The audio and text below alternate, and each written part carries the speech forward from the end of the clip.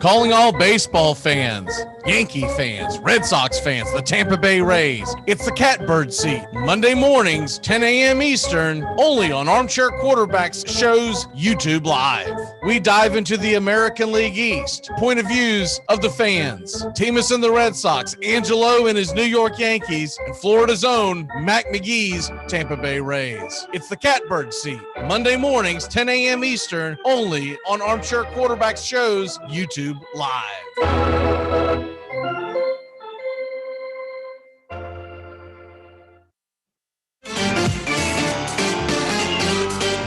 The Armchair Quarterbacks on YouTube Live. We cover Braves baseball, Red Sox, Yankees, Rays, Cubs and Cardinals, and the rest of Major League Baseball every day. Subscribe and like us today. Your first choice for sports talk live from the First Coast.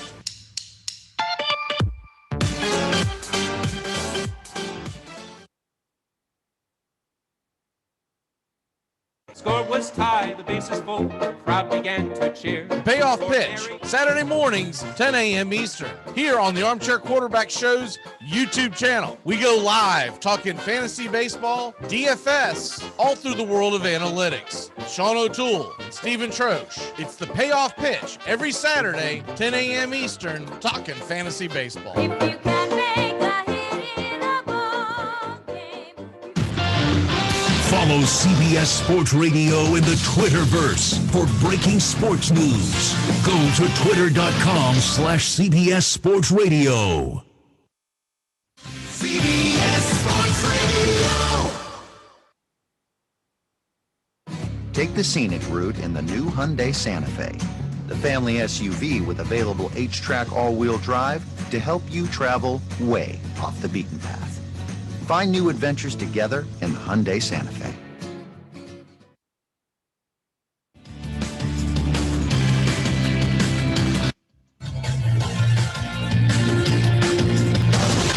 CBS Sports Radio. We have been hoodwinked, bamboozled, and flat out deceived. There's something kind of about a kid that's never played baseball. But what the hell, boy? Make sure to listen to the Armchair Quarterbacks. Good enough for us down here in the bayou. Go Tigers and the Armchair Quarterbacks. It's morning.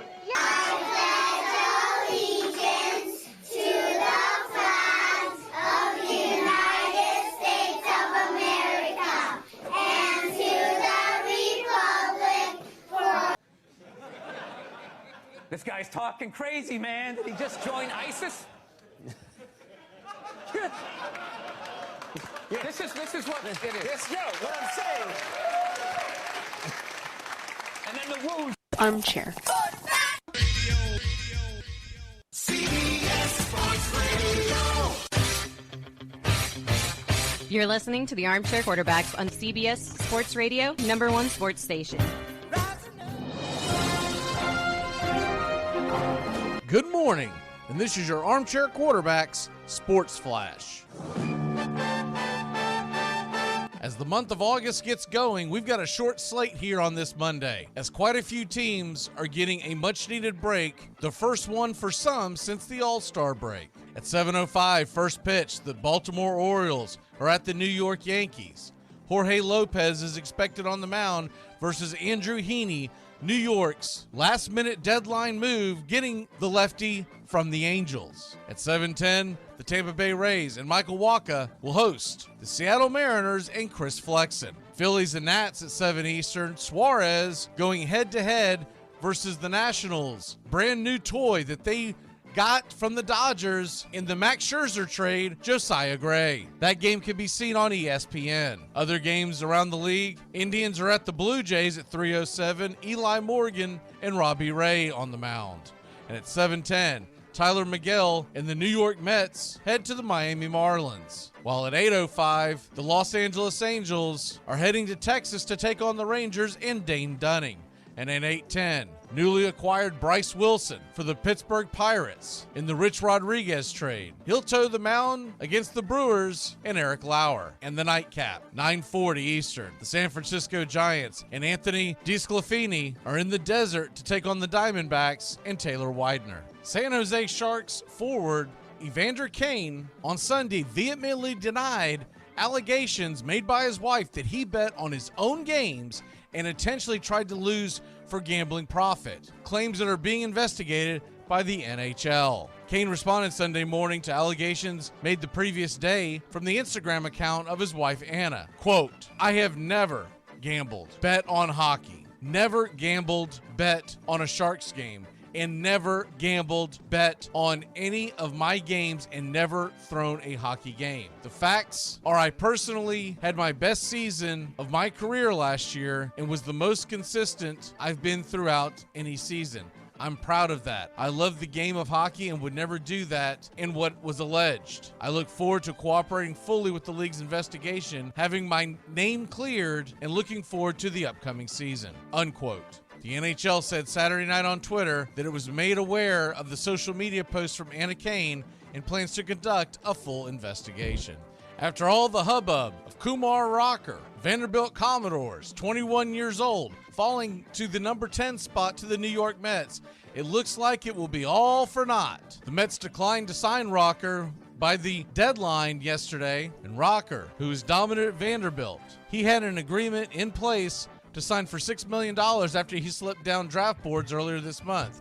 But the deal fell apart following his physical exam, and multiple sources said they do not expect a revised one to come together anytime soon. The Mets will receive the 11th pick in the 2022 draft as compensation. It is unclear whether or not Rocker will return to Vanderbilt or pursue an alternate path, such as pitching in an independent league before re-entering the 2022 draft or signing with an international league. Most believe Rocker is headed back to Vanderbilt to take advantage of the NIL rule that is put in play on July 1st, allowing college athletes to make money off their likeness and their names. Kumar Rocker still has 2 years of eligibility in college baseball. 4 feet between his golf ball and the cup was all that separated American Xander Schauffele from an Olympic gold medal, and he couldn't help but let his mind wander. For Schauffele, it would be special as a major, the championships that have eluded him far too many times, most recently the Masters. For his father, an Olympic medal to share after his own aspirations ended in a horrific car accident that cost him his left eye. Schauffele bowed his head and closed his eyes to snap into the present. Quote, "I just reminded myself this is just a 4-footer. All you need to do is make it, no big deal." Unquote. He made it, and it was a big deal. Rory Sabatini set an Olympic record with a 61 with 2 bogeys on his card that nearly was good enough for a sudden death playoff for gold, but he was happy to win the silver for Slovakia. The bronze medal was won by CT Pan after a 7-man playoff. Hideki Matsuyama, Rory McIlroy were all among the golfers vying for that elusive bronze medal. The Tokyo Olympics continue all this week with the closing ceremonies on Sunday. And that's your Armchair Quarterbacks Sports Flash. Stay tuned for the Armchair Quarterbacks radio show and YouTube Live. Please like, subscribe, and share our show today. The Armchair Quarterbacks, your first choice for sports talk, live from the First Coast.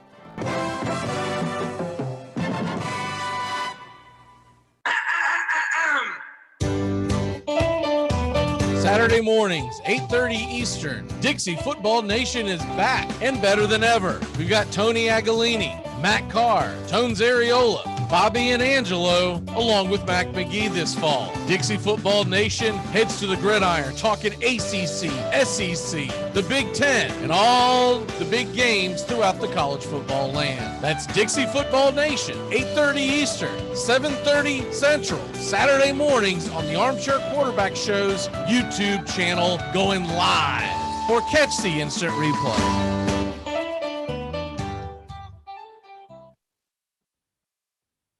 Good morning. It's time to wake up, y'all. You're listening to the Armchair Quarterback Show. We're here weekdays on CBS Radio, YouTube Live, 8 a.m. Eastern, 7 Central, 5 Pacific. The Armchair Quarterback Show, your first choice for Southern sports talk.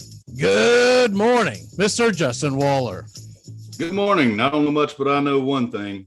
Sorry, Jacksonville. There's only one Duval, and he's returned to play left field for the Atlanta Braves. Welcome home, Adam.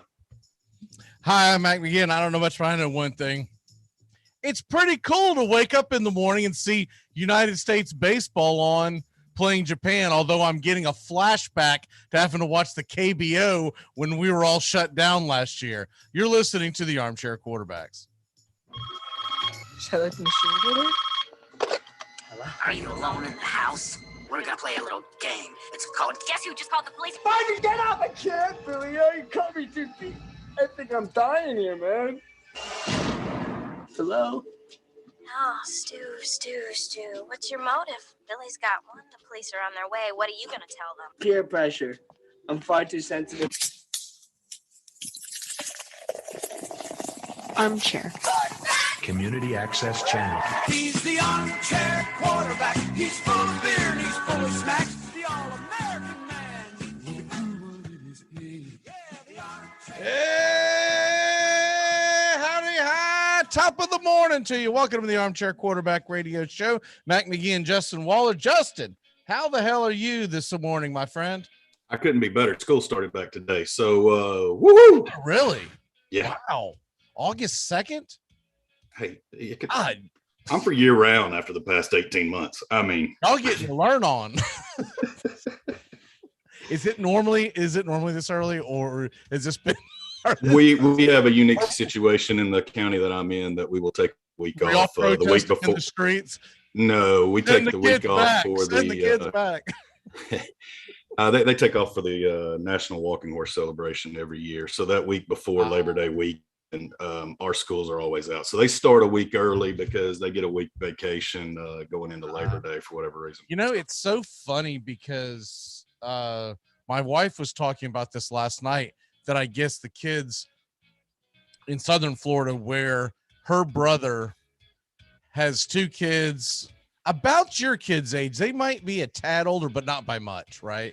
And they go to school, start school next week, because she was bringing up the fact that I guess this past weekend here in Jacksonville, or maybe it's throughout the state of Florida, I'm not sure, was the, no tax weekend that they do here in Florida every year for the week leading into going back to school. And I was like, already? She said they go back to school next week. And I was like, damn. And it has thrown me off. And I know that it's gradually happened, but when I was a kid in Florida, I don't know what it was like in Tennessee, but when I was a kid in Florida, we began school.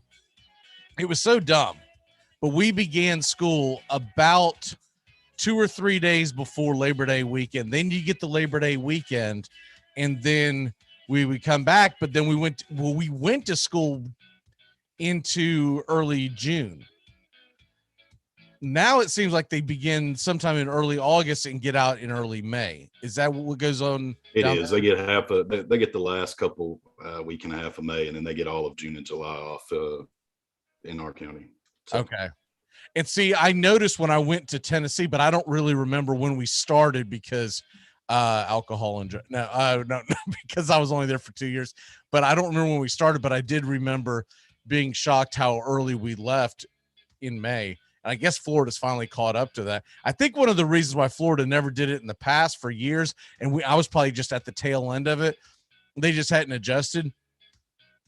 My mom was a school teacher for years down here, and she said the reason why that they waited till September most years to come back was because it wasn't until like the late 60s, early 70s that air conditions got implemented into every school. And can you imagine sitting and trying to teach a kid and trying to get them to concentrate in August in Florida with like a little bitty fan blowing on you? This is the Pythagorean theorem. You're going to learn it now. And the kids over there. And, back then you couldn't have a backpack with a little, little pacifier sucking out of your mouth. Gotta stay hydrated. But anyways, we'll move on from that. The trading deadline, you mentioned it in the open.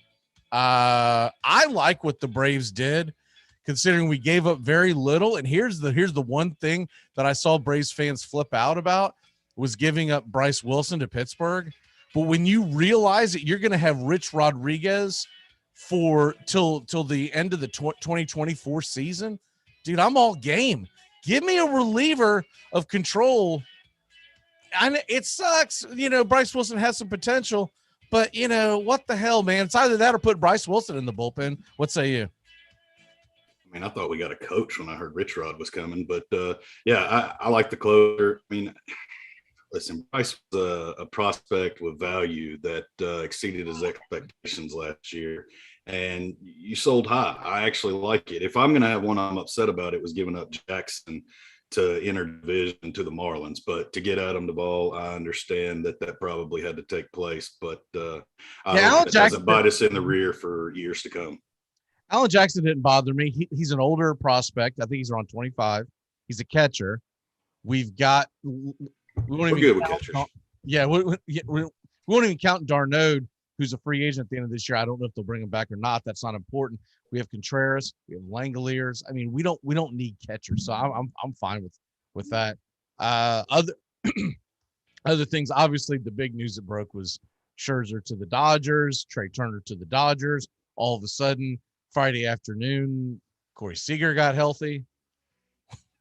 He said, wait a minute, Trey Turner's coming to the Dodgers, shortstop. Dude, I can play tonight. Let's go. Dude, you've been down for 10 weeks. Let's go. He started suiting up. He played all weekend. All of a sudden, he was healthy. Competition breeds competition is all I can say.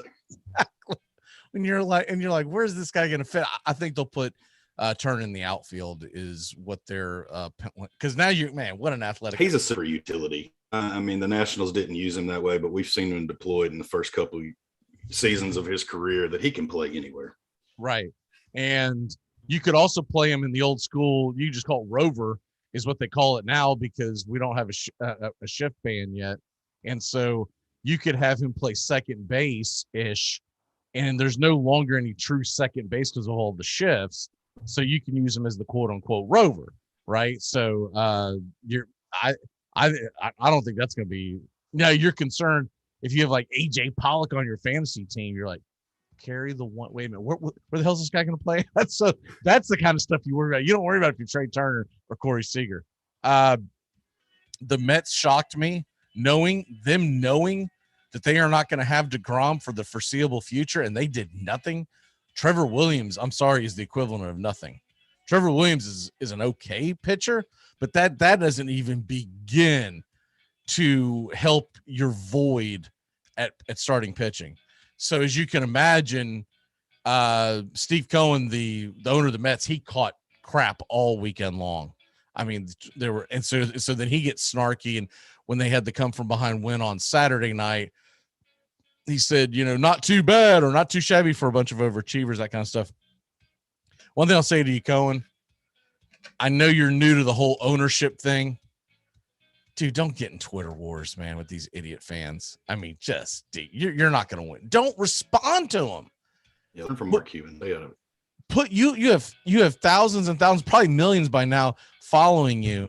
Put your thing out there, but don't respond to any of their snide comments on a Friday. Come back on a Saturday with something quippy. Just put out there what you want to put out there, but you don't have to respond to them because they're not important. Anyways, anything else jump out at you? I thought the Giants getting Chris Bryant was a very big get.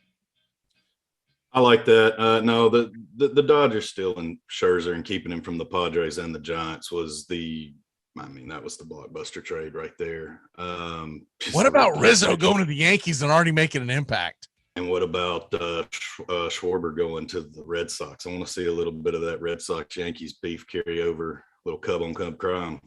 Yeah, I can't wait for that this morning. We've got the Catbird seat at the top of the 10 o'clock Eastern hour, and I can't wait to dive into that. But what I've seen from Rizzo is already he's hit a bomb. He's already like the rally guy. The guy's got a championship pedigree, and I think he might be the biggest key piece that gets added this trade season, and that's even including Scherzer.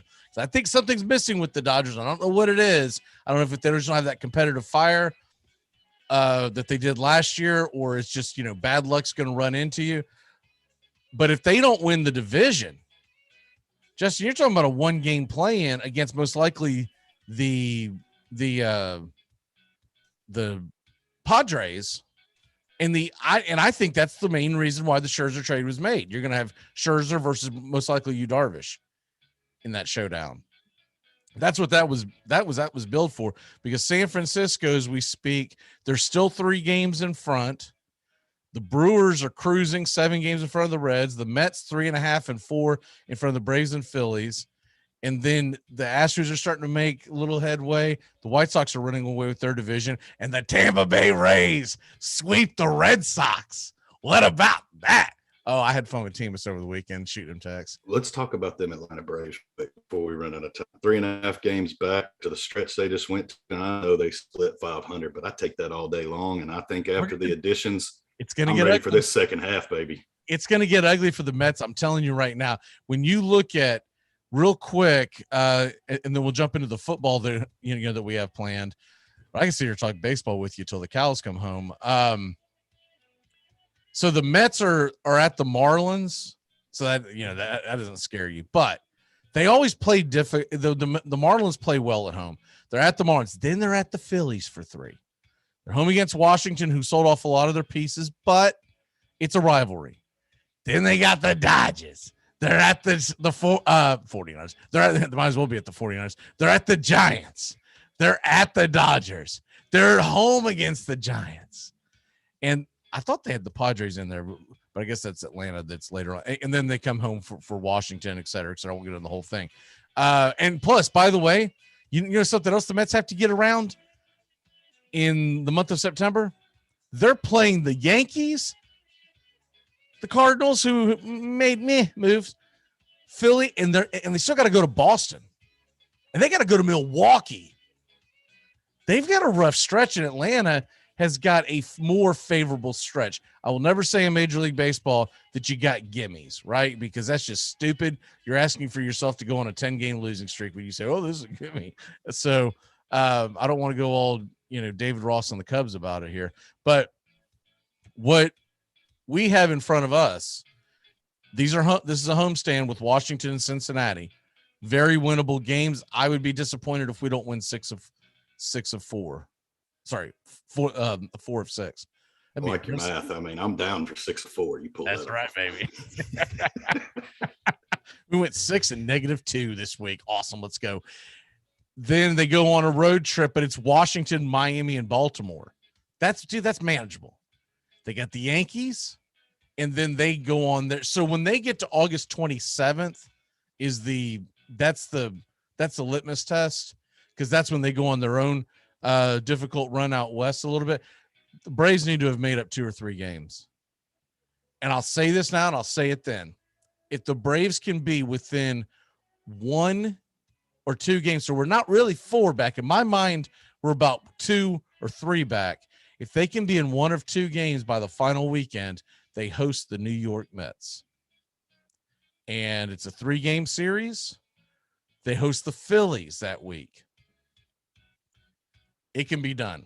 Now they're going on a long road trip in between that, so it is what it is. But I think the Braves have made good moves. They didn't mortgage the future. I'm sorry, but what I've seen of Bryce Wilson, tell me if I'm wrong of what you've seen. He's a number 4 starter at best. Maybe number 3 in some years, but his career, I think he's a number 4 starter. Yeah, I mean, he might be a number 1 in Pittsburgh, but yeah, he's a number 4 here with us. There was too much value in him and upside from his postseason last year, and he had enough success this season. It wasn't outstanding, but there was enough to get great value. And I think you finally pulled the trigger and made a prospect trade. I'll call it what it is. Yeah. We've been on Anthopoulos for not ever trading a prospect and keeping the cupboard and wanting to hold on to him. But hey, he unloaded 2 of them. He got rid of Wilson. He got rid of Jackson. Whether you agree with it or not, those were glorified prospects, hadn't panned out. He found value and got a return for those guys. We've been asking that for a year. Were Wilson and Jackson going to be key parts in a World Series championship team? No, they weren't. They were in the conversation, but we've seen that that's just not panning out. Guys, they were guys you'd pull up in June because someone got banged up. They were okay. Maybe you can turn Bryce Wilson into an outstanding reliever, which I think you could have. But that's it. But look, that time is essentially past because they've wasted this entire time making him a starter. So getting Rich Rod, and injuries happen, whatever. But Rich Rod is a really good reliever, really good. I'm not gonna say great, but he's a really good reliever, and he's got upside. And we've got him for the next 3 years after this, and that is key because 2022 to 2024 is where I'm marking it, Justin, is our best chance to win a World Series. Somewhere in that mix, you're going to have luck come on your side. You're going to have to hit some free agents, but you're going to have to get hot in a trade. But somewhere between that 3-year span of 2022 and 2024, the Braves are going to be assuming they re-sign Freddie, which I think they will. The Braves are going to be in the Ronald Acuna Jr. will be in his prime. Albies will be in his prime. Riley, who's starting to rake, will be in his prime. All these kids are going to be, I expect those kids to at least be wearing National League Championship Series champion t-shirts heading to the World Series. I expect at least that over the next 3 years, barring something catastrophic. But I'm with it, man. I'm with it. Michael says, oh, never mind. He's going back and forth with Brian. I saw something about Orlando. I thought Orlando was on fire or something. Let's go ahead and get into the South Carolina Gamecocks for 2021. All right, let's rock and roll the Gamecocks. 2021 Beamer Ball. We get to say Beamer Ball again. What's your first thoughts on the South Carolina Gamecocks going into 2021? Beamer Ball's back. You ready to talk baseball? I'll tell you what, there's some excitement. I'm excited about Beamer Ball. I don't think he was the splashy hire that everybody wanted. I think when Muschamp got fired after the disappointing 19 and the dismal 2020 season, I don't think that it was the big splashy hire, but hey man, Beamer's paid his dues. He coached at South Carolina. He went off to Tech. He's paid his dues in his career, and I'm excited to see that torch passed, and let's see what kind of opportunity he can build out there. Look, this is a guy that's coming from Oklahoma, right? Mm-hmm. And so you got to figure it's going to be a wide open offense. But let's not forget the guy was at South Carolina for 3 years? Yes. Now, the article I read spun it as, and those 3 years led to the recruitment of the next 3 years, which was the best in South Carolina football, but he wasn't there for any of those. I was like, okay, whatever, I'll bite. But he was at Georgia. He was at, Oklahoma. He cut his teeth in Rocky Top, 2001 to 2003. That's legendary coaching right there, baby. Georgia Tech in 2000, which actually Georgia Tech was pretty good back then. If I wouldn't have been available, he would have been our hire. That's all I got to say. Right. Yeah. I tell you what, I think he's going to do something. I know one thing, there is an absolute energy that is around the program now that wasn't there when Muschamp came to South Carolina. I think most South Carolina fans, if I'm reading the room right, they were like, okay, we'll have a good defense. All right, we'll get to see him explode and melt down, maybe have a stroke on the sidelines. But you knew when Muschamp came to South Carolina, 6-6, 7-5, maybe 8-4 was your ceiling. Beamer, there's a little more optimism, I think, and he says it's his dream job. So I think that's pretty big. When a coach says whether he believes it or not, when he says it's his dream job. Oh yes, I can't hear that. When Derek Dooley told me that, Butch Jones told me that, maybe he's telling the truth. I mean, this was Jeremy Pruitt's dream job too. I know Lane Kiffin never said that. He left for his dream job, but then a different one came up. He had multiple dreams. Yeah, exactly. He left for his dream job, and that didn't work out so well.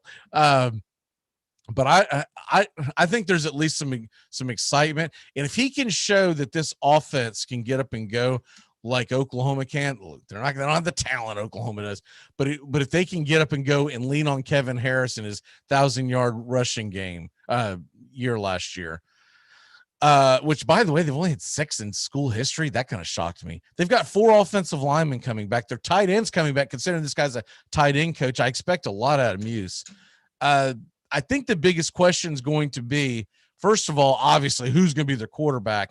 And then they don't really have any receivers of note that are coming back, so they're going to have to pave their own way. How do you see this? Yeah, it's going to be difficult with Shy Smith going to the Carolina Panthers. You got to wonder who's going to step up and be that big outside target. And is it Cody? Is it one of the other guys at quarterback that steps up and prevails as a starting QB this offseason? We really don't know that yet, and I'm sure that there will be games where, Beamer's not going to tell us that or hint to it before the season opens. It's going to be one of them you'll find out when the roster takes the field. But I think it's there. I just think it's going to have to be, which I think South Carolina fans are realistic. We're not talking about Tennessee's fan base here. I think they'll be patient with him. I think he'll have the opportunity to put his places in and build his system, and excited to see what he can grow the program. That's one of my bucket list things that I would love to see before it's all said and done is the caboose where they party out of the old train caboose there at South Carolina. I'd love to be there during Clemson weekend, but I would just love to go to a South Carolina game down the road somewhere, maybe when we're old and all that stuff, and we're, wander around out there with the beer in our hand and don't have to worry about work the next day or whatever. But I would love to go to a South Carolina game someday, especially to see what it's, because whenever you see it, it's rocking. It is. I hate that song though. But aside from that, I love the experience. I don't know if I know what song that they sing. The Mortal Kombat song when they kick off. I don't know the name of it. Oh, okay. You hear it up before every kickoff, every time they score. It's just their theme song. I don't know the proper name for it. It just the Rocky me. Top of South Carolina. It's the bird version.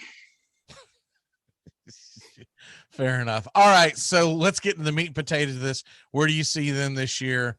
How does South Carolina finish? They get, by the way, real quick, they start off Eastern Illinois on Saturday, September 4th. It's essentially a cupcake at East Carolina. I don't think you can sleep on that. Then they're at Georgia, home against Kentucky. They get an out-of-conference game against Troy, and then they go to Knoxville.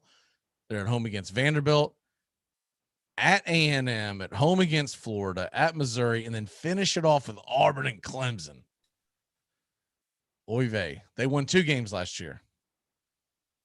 I'm going to put the over-under for you at 4.5. Did they reach the over? Over. Really? Okay. I feel good about 5. I think they get the Eastern Illinois, the Carolina. You've got to split between Kentucky and Tennessee and win Troy. So there's 4 right there. The question is, can they beat a Vanderbilt, Missouri, and get that 5th win? I think they can. They've got to split between Vanderbilt, Missouri, Kentucky, and Tennessee. They need to win 2 of them 4 games, and I think they get to 5 because I think they can handle Eastern. I think they beat Vanderbilt. I think they lose to Tennessee. I hope you're right, but then they've got to beat Kentucky or Missouri to get there, or you've got to have a stunner. And I'm not opposed to a stunner, but so we have them at 2-1 going at hosting Kentucky, and then outside of that 3-1 probably because although man Troy's got a good football program, so I haven't done a deep dive on Troy, but I would never sleep on them. But I definitely think East Carolina, Illinois, Vanderbilt are wins. And then I'm with you. Like, you've got to get 2 more wins out of Kentucky, Troy, which both those are at home. At Tennessee, I don't think they're going to win at Tennessee. And I don't think they'll win at Missouri from what we've done so far. And what that solves it. Florida at home. That's the 5th one. There you go. All right. So they're going to beat Florida. They're going to beat Clemson. Everyone will be happy. They'll beat Jimbo Fisher's ass in College Station. They do that. Frank Beamer won't be at South Carolina next year. This will be a one and done, baby. Either that or he gets locked up. I mean, they put him like a 20-year deal, and I'm talking about this guy's making like freaking Fernando Tatis kind of money. Okay, we're at the end of it. What is your walk-off for the day, sir? Gentlemen, I'm going to throw out a little challenge to all my fellow armchair quarterbacks. Big boy here has officially kept the fluctuation under 300. I haven't done a weigh-in for a while, so I just want to throw that challenge out to you boys. And come on now. Keep going. I'm at 26 pounds. My goal is to be at 40 by the time I see you in about a month. So I've got 14 that I'm trying to shed in the next month. So I think I'm about the same since we first started. I've lost 55 total, but I had already taken 20 or 25 off when we started. Where were you at originally? Like I'd gotten up to 350, and that was my breaking point in life, where I almost passed out holding my breath, putting my shoes on, said, okay, boys, it's got to stop. Y'all know what I'm talking about. Laugh it up. All you fat people out there know. Excuse me? How tall are you? Not enough. 6 foot. Yeah. I need to be about 8'4" at my weight. I'm right there with you. But that's what I'm hoping. I'm hoping for another 14 is what I'm hoping for. Because the reason why I want a 5-pound cushion, because I'm going on vacay. So I want to fight at light heavyweight. So I'm trying to get down, 205. That's pipe dream. But my goal by next year, well, you know what? We'll pick this up tomorrow. How about that? See you. Have a great day, gentlemen. All right, brother. We're going to be back in a flash on the Armchair Quarterbacks when we come back. Fantasy mock draft. And we're also going to talk some DFS and our quarterback rankings. Fantasy football, baby. It's here. It's August, baby. Let's go. God dog it. Let's go. I'm bad at sex. There's a lot of thrashing and thumping, but nothing really gets done. I'm like a broken dishwasher. The Armchair Quarterbacks radio show. We're talking baseball. That's the Armchair Quarterbacks talking baseball. Fantasy sports is back, and it's time to jump into DraftKings. Go to DraftKings today at DraftKings.com. Golf, NASCAR, soccer, you name it. And, of course, Major League Baseball, basketball, hockey, and football. Go to DraftKings.com. Listen to the Armchair Quarterbacks for DFS advice all year round. Amazon Prime members now get free grocery delivery with a minimum order. You'll get your groceries with 2-hour delivery. So in that time, you can finally figure out where the biblioteca is, learn how to play the acoustic guitar, and I guess get a puka shell necklace. Do a makeup tutorial, but realize halfway contouring is hard, and you're beautiful just as you are. Whatever it is you're doing with your time, your shopper will be carefully picking out your favorite organic meats, produce, dairy, and snacks while providing contactless delivery to your door. Free 2-hour grocery delivery. CBS Sports Radio, your home for all things sports 24 hours a day, 7 days a week, coast to coast. Great sports talk expected here. CBS Sports Radio. Hey, Jacksonville, winter is the perfect time to start planning for your healthy, pest-free spring lawn with True Green, America's #1 lawn care company. True Green's science-based approach and local expertise will help give your lawn the year-round care it needs to be thick and weed-free. Go to truegreen.com/radio to save 50% on your first service. Just call 866-946-5956 or go to truegreen.com/radio today and get a lawn to be proud of. Yall looks, goes for the end zone for Natil. He's got it! Touchdown, Florida. 17-16 with 36 seconds left. Going for the 2. Here is Bell at the line. Bell rolling. Bell's got the time. He's under pressure. He's going to 18-17. Oh, my. And that's it. Florida has won 18-17. One of the greatest comebacks I've ever seen. We live in a world now that welcomes and nurtures the screwball in all of us. Hey, it's a new decade, people. Time to get a little nutty. Treat yourself to Screwball Peanut Butter Whiskey, a smooth flavor that combines 2 of America's favorites, peanut butter and American whiskey. So no more social awkwardness. Time to embrace who you truly are. Get out there and make friends. And be sure it starts with Screwball Peanut Butter Whiskey. It's available nearly everywhere. Learn more at screwballwhiskey.com. Infidium Spirits. Please enjoy responsibly. How the hell can you wear a Bears jersey at a Packer game? Okay, maybe he doesn't understand why it's wrong. Let me tell you in a way how you can understand. The Packers are like Jedi, and you're wearing a Go Darth Vader jersey. Oh, that's ridiculous. The Jedi don't play football. They play Manuku. Foreman, this is worse than when you wore the Air Supply t-shirt to the Aerosmith concert.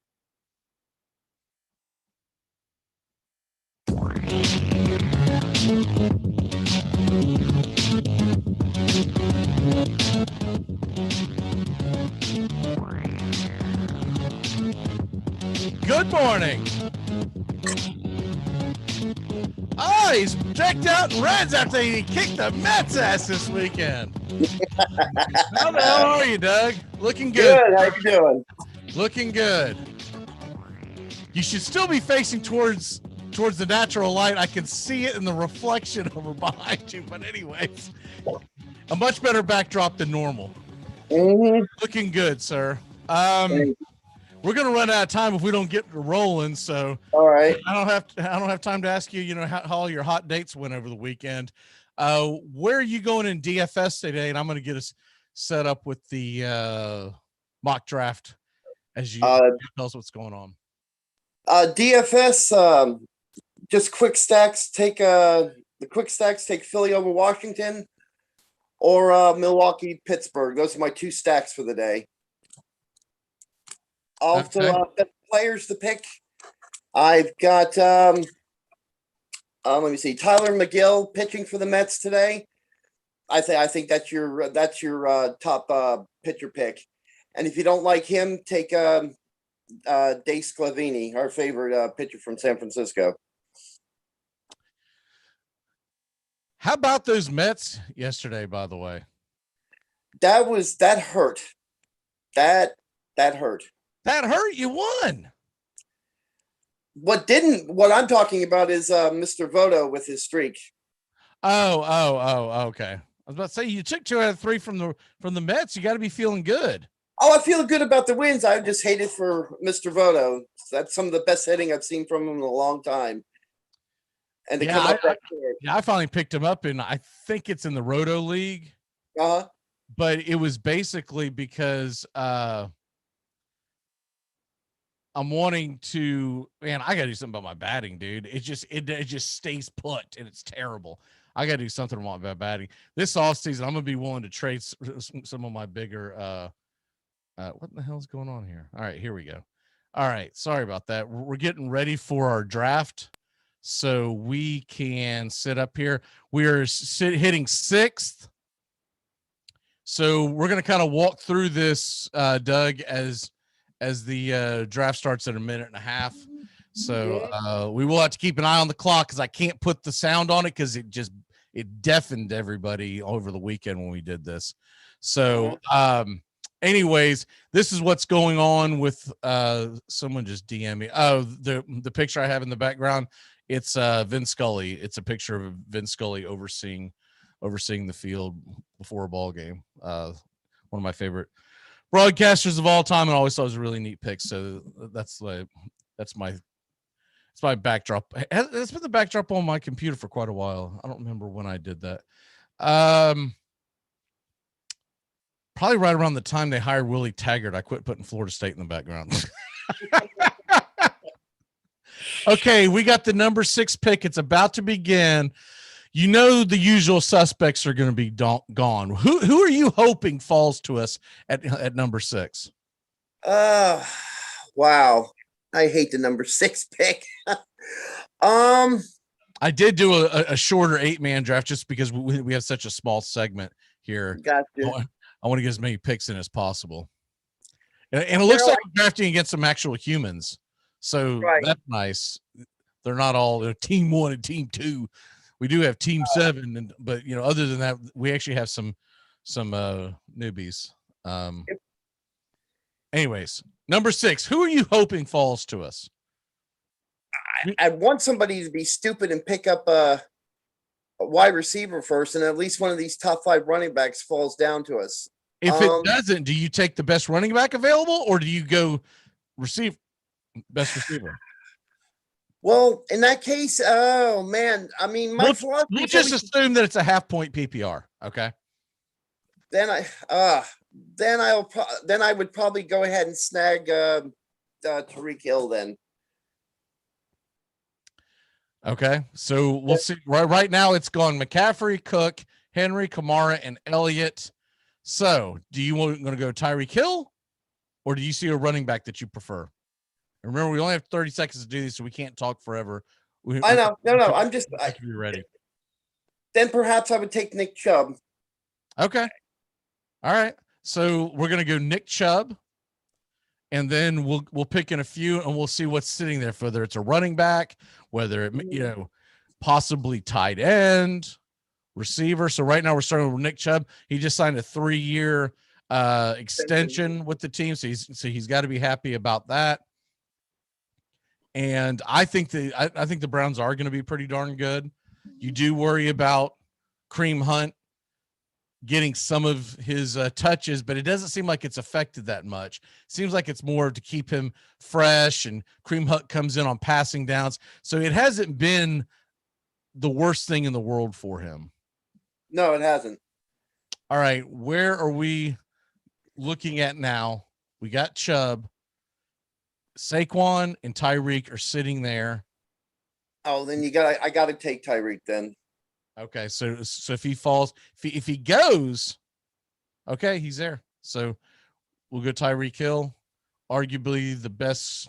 Yeah, it's between him and Devontae Adams now that Aaron Rodgers is back.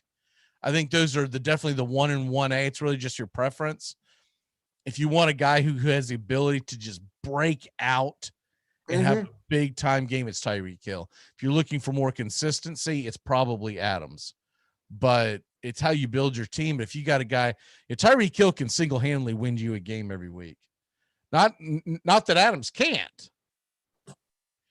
But anyways, let's go ahead and get into our wide receiver top 10. As we have a few picks, I'll keep an eye on it as I think I said wide receiver. I meant quarterback top 10. Yeah. You got anything other than Patrick Mahomes at number 1? No.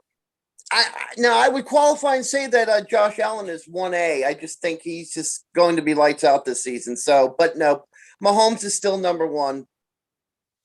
All right. Who is your number 2? Josh Allen.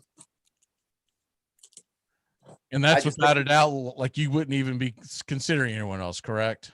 No, I wouldn't. Okay. What about your number 3 and 4?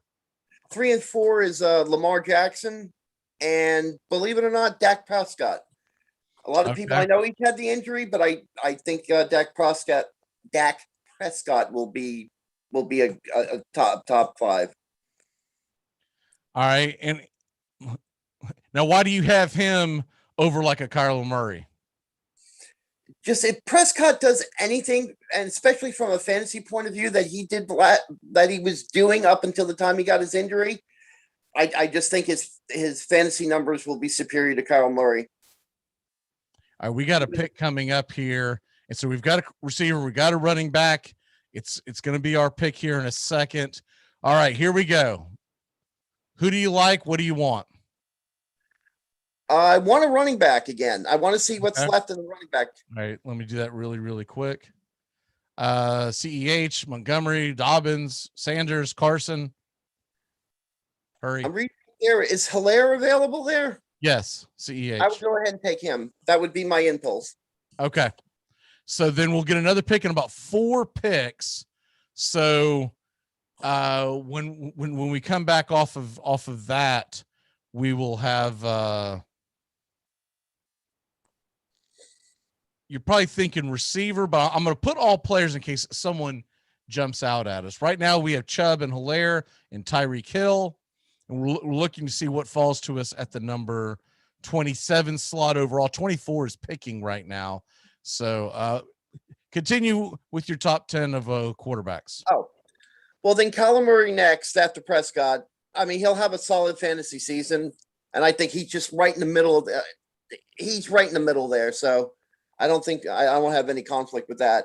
Going on from that, number 6, I got Herbert from San Diego.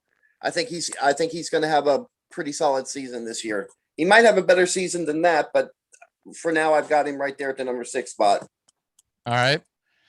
By the way, y'all, we will be doing this quite a bit over the next few weeks.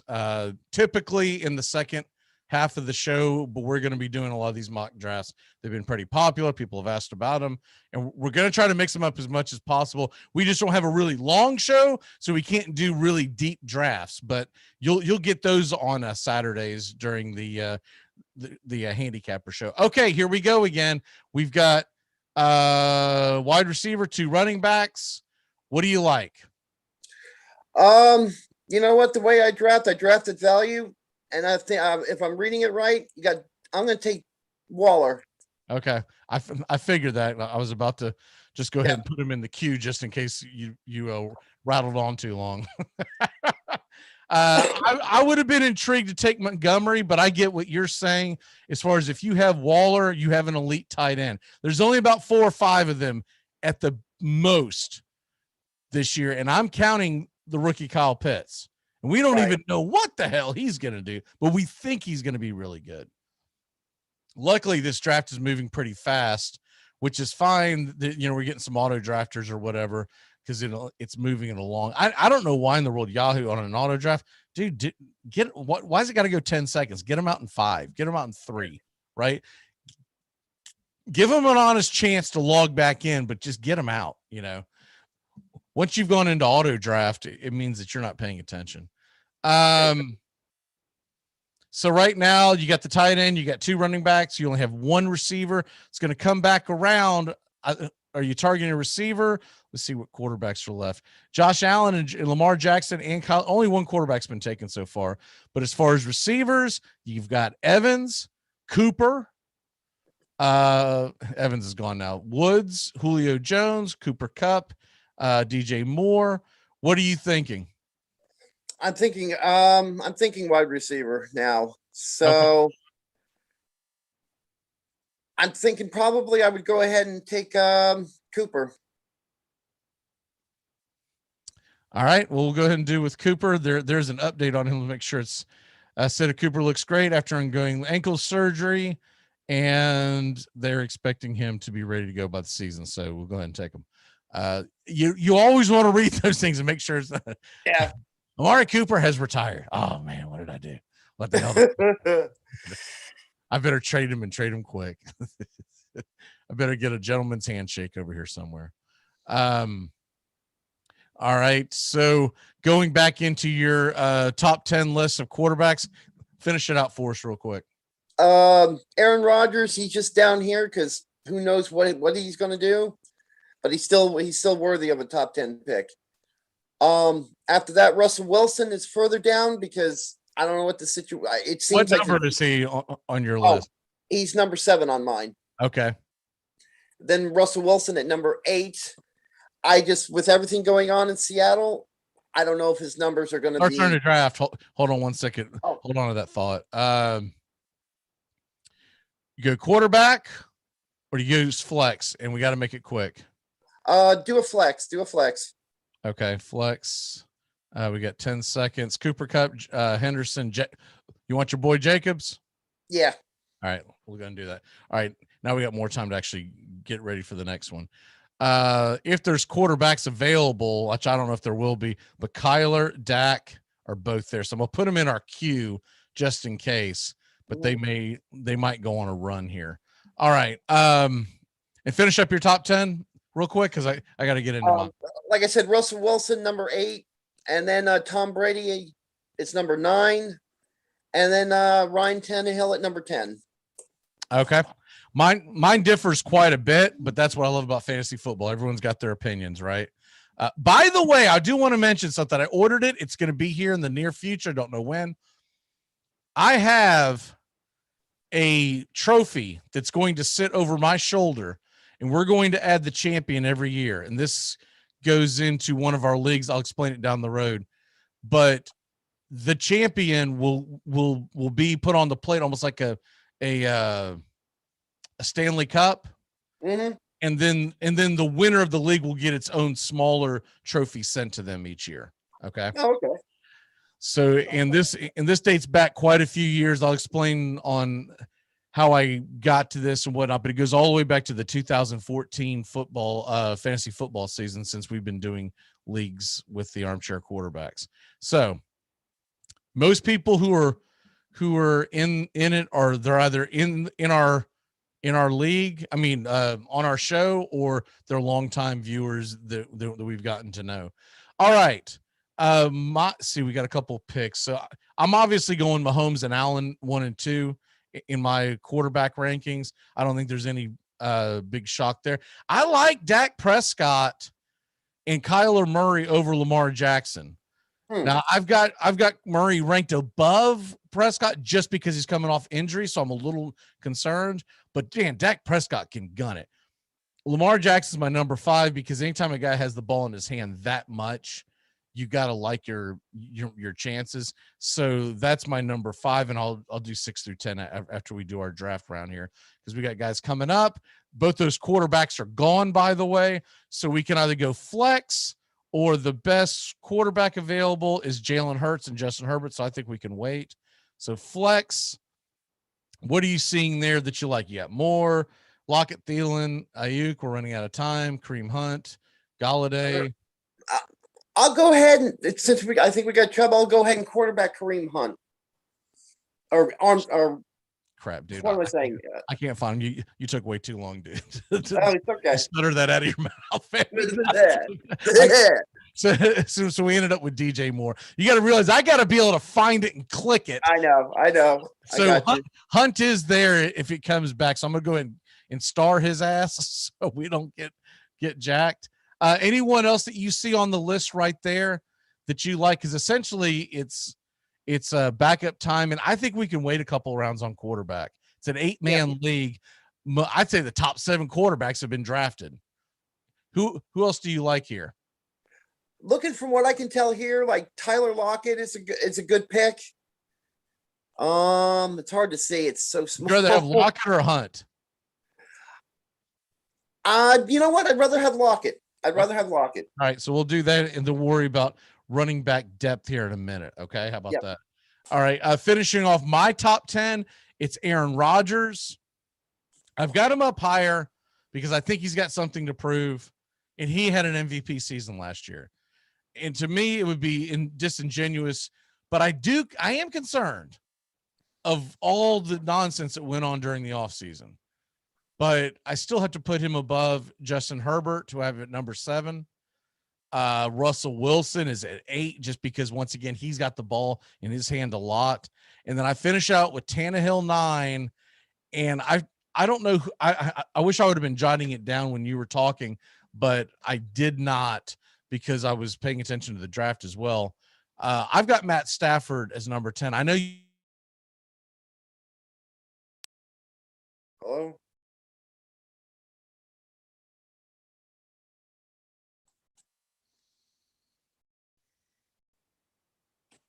Come on.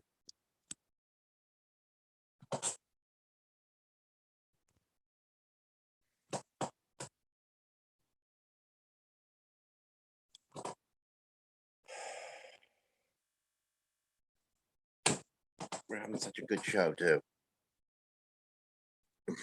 Cancel.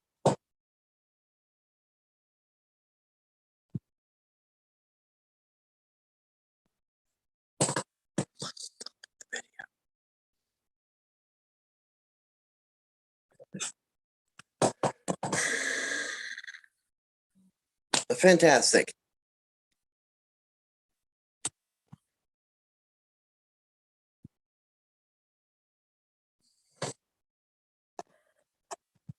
You got to be fucking kidding me.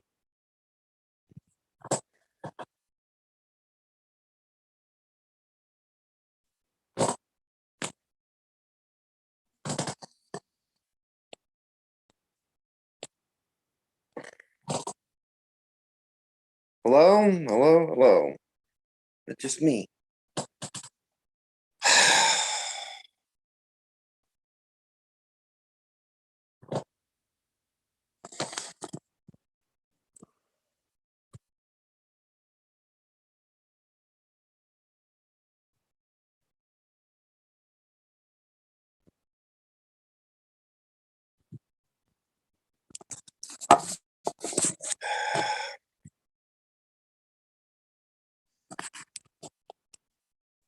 Great.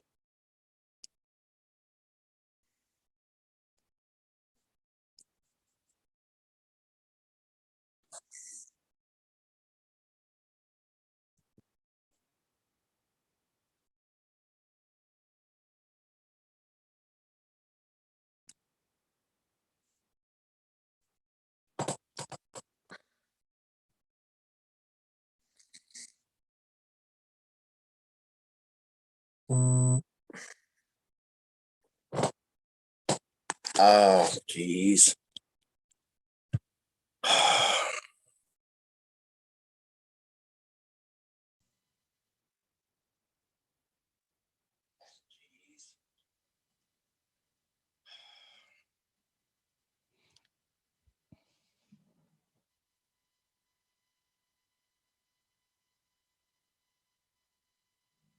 All right, we're back.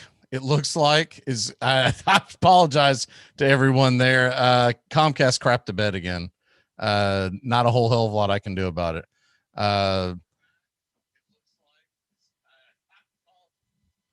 Doug, are you there? That would be my biggest question.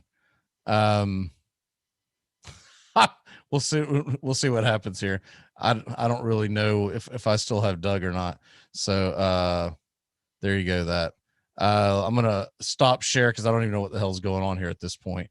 Let me see here. Participants, and Doug has left the building, so I'm gonna go ahead and wrap the show up because at this point it's just kind of a crap show. I saw that Doug was on there for a second, but I think he probably gave up. Okay, we're gonna go ahead and end the show here as we are at that final stage. I'm gonna try to see if I can get him to jump back in.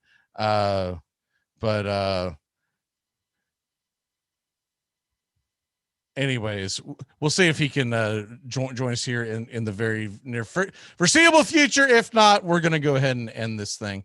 I am going to see where we are in this stupid draft and see if this draft is finished. We got to be auto drafted like a son of a gun by now. Actually, it's not that bad. And I'm getting word that we can go a little farther. But waiting for Doug to show back up. He's I don't know what the hell he's doing. Clown show. All right. Anyway, and that thing come blaring through because because everything had to restart because of the dumbass. All right, I'm gonna take over this thing here. Put Doug back in. I'm gonna take this over real quick because he's gonna be caught flat-footed. So let me get caught up to speed where we're at. We've got Javonte Williams. I'm gonna take a chance on him out in Denver to add some depth. And okay. Doug, are you there?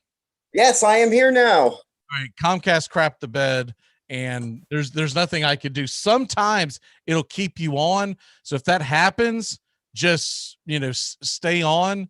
And it'll reconnect once I get reconnection. Okay. Oh, okay. Well, yeah, it kicked me out. It kicked me back, and then I didn't know what to do. No, man, I get it. It's Comcast is just terrible. I mean, this has been happening a lot recently. It's really starting to piss me off. I'm seriously thinking about going to something else. Problem is, I've had issues with other companies, but this is happening pretty regularly in the middle of our shows. It's been happening pretty regularly the same time every day where the service is down. All right, screw this. Who cares? Let's get back into the flex. Do you see anyone there that you can, I'm going to try to, crap. I guess I'm going to have to go ahead and make a pick for us because you probably can't see that very well.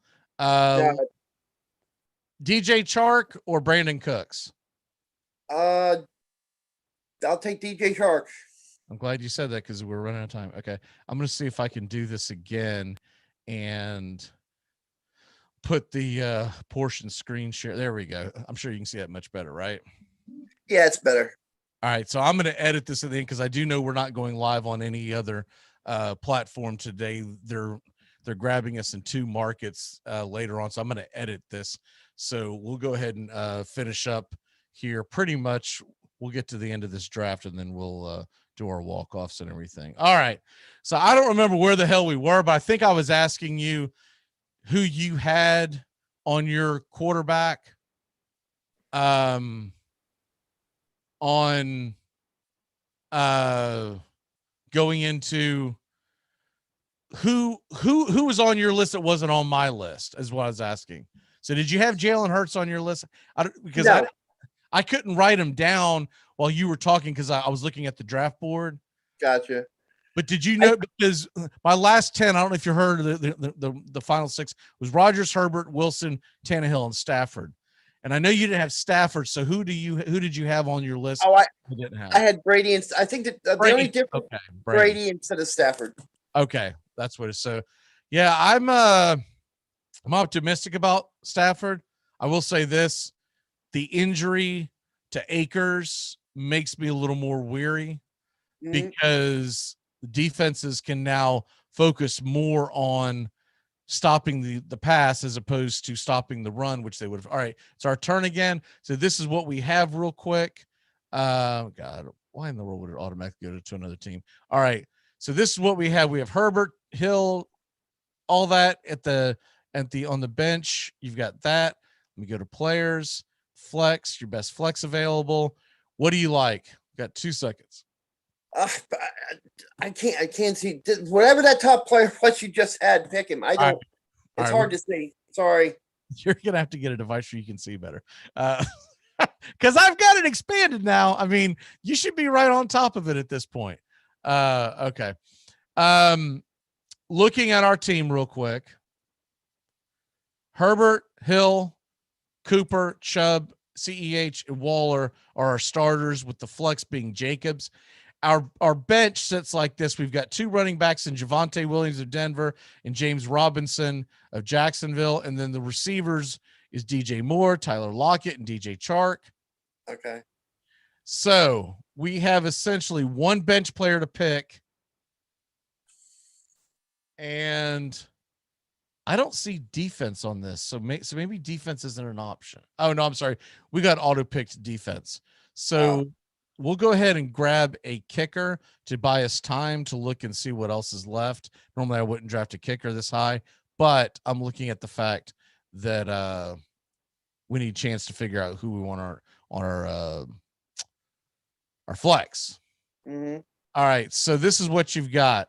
So you're pretty even on your bench with wide receivers and running backs numbers. So really you're looking for value, or you take up a backup quarterback, which are some pretty decent ones left. You got Matt Ryan, you got Fitzpatrick, even Cousins, Baker Mayfield.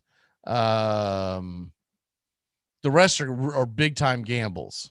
What do you see? Would you rather have another quarterback, or are you thinking that you would go with the flex?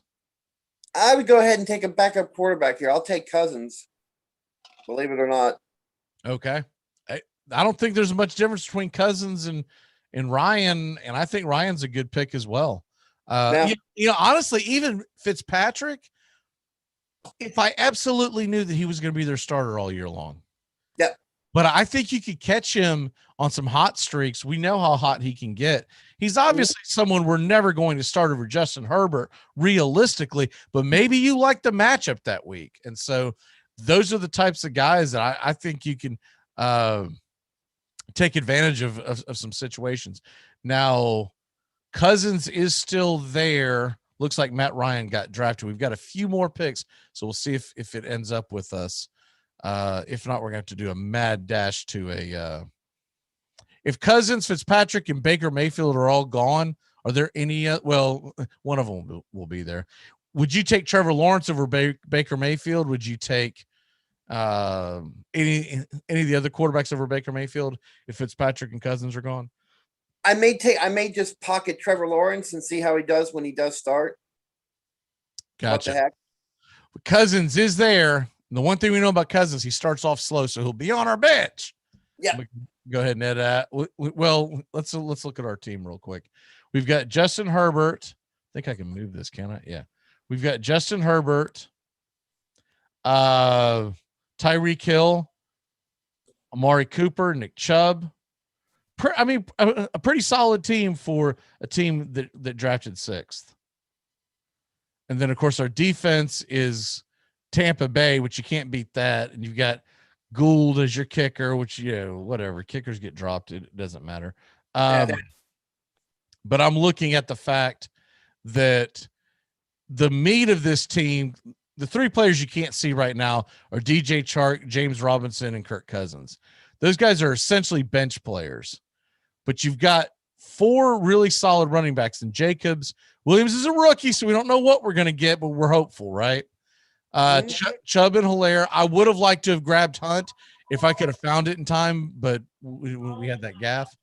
And what in the world? Are you working in an office from the early 1980s? What does that sound? Yes. It's gone now. What's that? Hello, person to person call, connect. All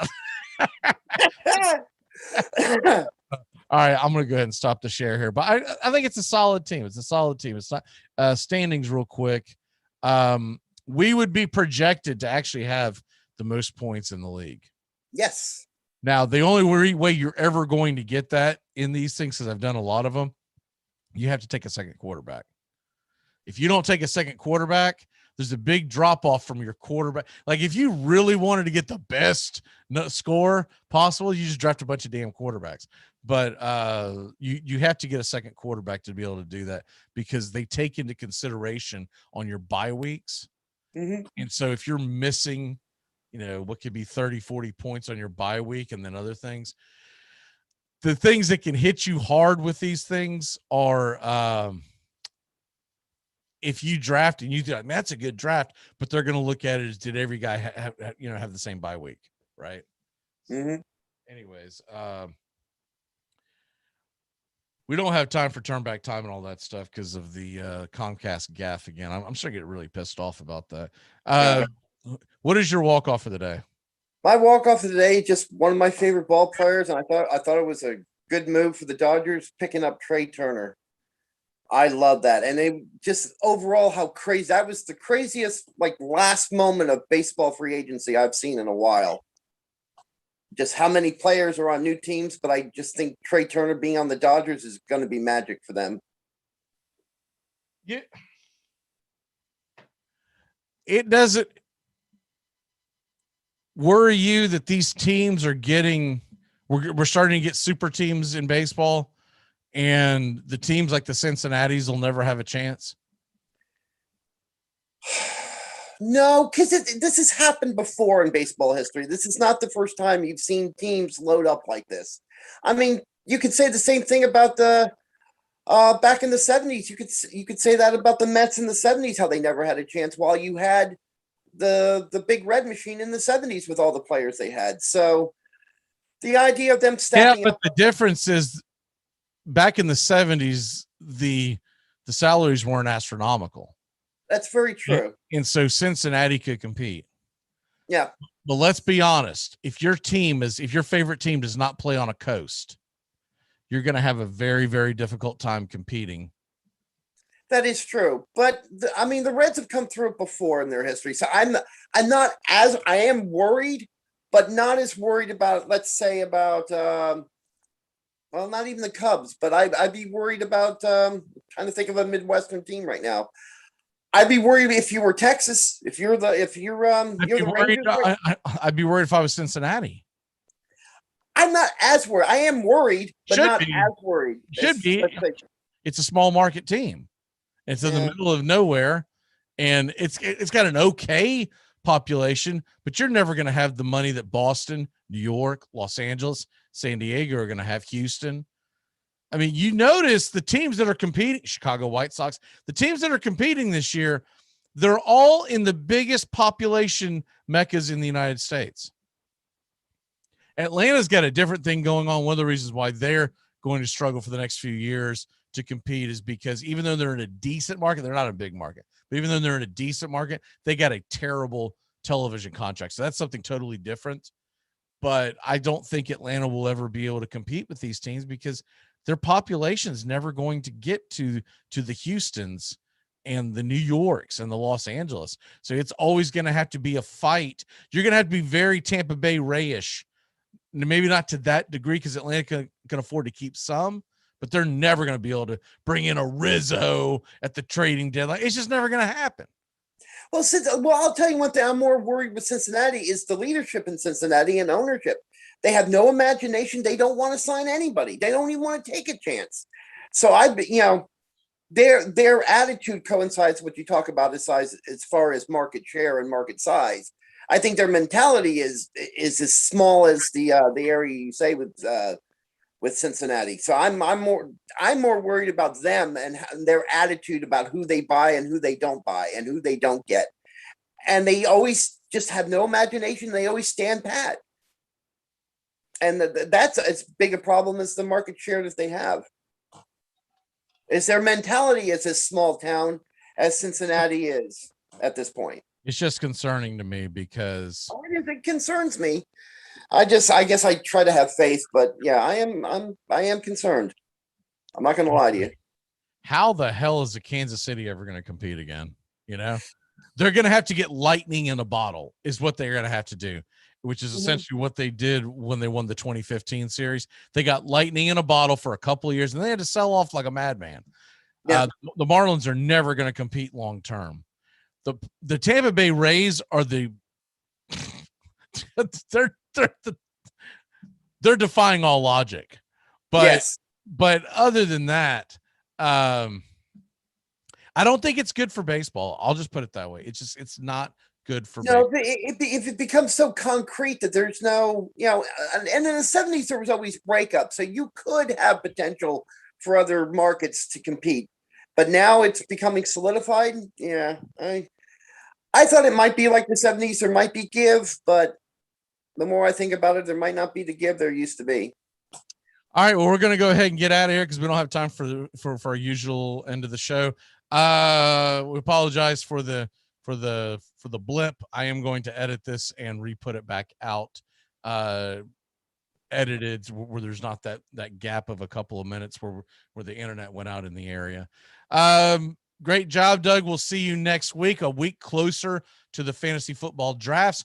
Remember, Friday, August 27th, I think is the date. Friday, August 27th is our first draft. We're going to do it YouTube live. It's the after dark draft. And if you do want to play, let us know. And then we're also going to do, that one's going to be live on YouTube. And the other one, the morning show, which I think is Wednesday, September 1st, if my math is correct. All right, brother, we will see you next Monday. And my walk-off for you is I got you, baby. I got you. You got me because I was too stupid I missed one of my starters. I even rebuilt my team this week. I didn't even, I wasn't throwing it, but I wasn't going for the gusto. I was like, I need to do some things. Well, I still beat you. I think I played. I didn't start Alcantara.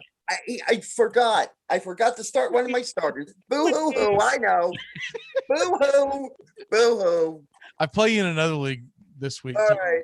You got to realize I've won all these divisions. He's pissed. He left. All right. We'll see. I'm not pissed. But you did another.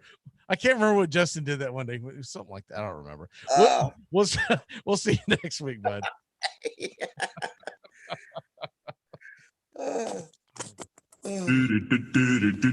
Goodbye, sweetheart. Well, it's time to go. We're back tomorrow with another show. Well, unless we're fired, we'll talk to you then. Goodbye, sweetheart. Goodbye. Goodbye. Guys and gals, it's time to go. We'll see you on the next show. Same bat time, same bat channel. Thanks for listening to the Armchair Quarterbacks on these CBS Sports affiliates and catching the show on YouTube Live. We're here weekdays. Find Armchair Quarterbacks on YouTube Live today. Please subscribe and share and take us everywhere you go. The Armchair Quarterbacks, your first choice for Southern sports talk, live from the First Coast. Gonna get another cigarette.